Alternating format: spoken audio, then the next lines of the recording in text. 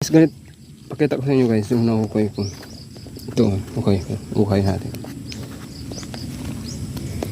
Ganito lang guys kaliit, no? Yung baging niya, tayog yung parang ano siya, yung paano ng ano yan, kamuti. Ganito lang kaliit yung laman niya, ganito lang guys yan. Malaki yan. Ito lang yan, no? Ang liit yan, parang ano lang ng ayan, ng stick ng ano, walis ting-ting. Liit, pero yung laman sulit.